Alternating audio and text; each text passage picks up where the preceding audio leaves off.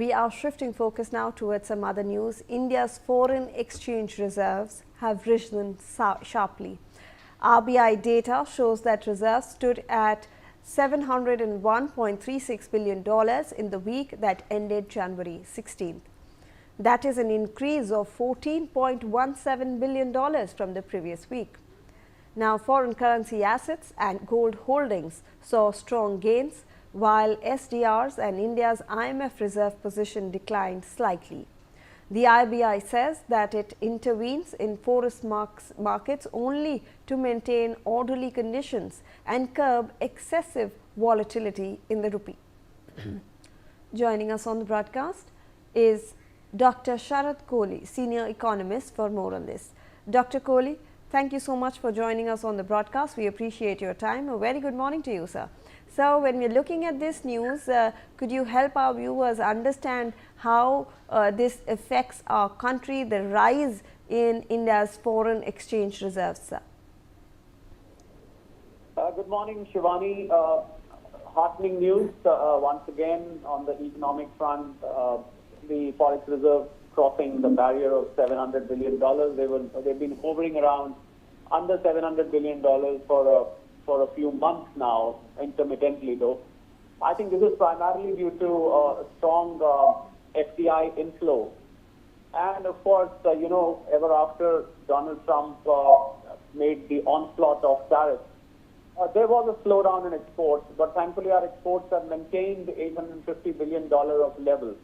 That coupled with very handsome remittances from Indians settled abroad. Well, we get about $140 billion from Indians who are settled abroad in the form of remittances back to the country. So export inflow coupled with inward remittances. We should also not forget, Shivani, that gold prices, because about 16% of this amount is in the form of gold reserves. So because of the gold prices shooting up, it also leads to increase in the value.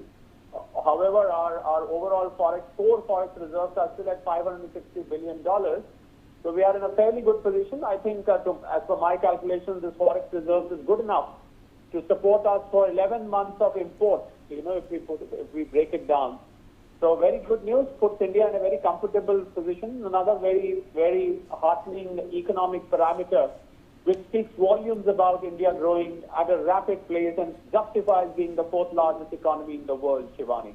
Absolutely. And Dr. Kohli, we also are getting reports that the foreign exchange reserves had hit a high of around 724 in September 2024.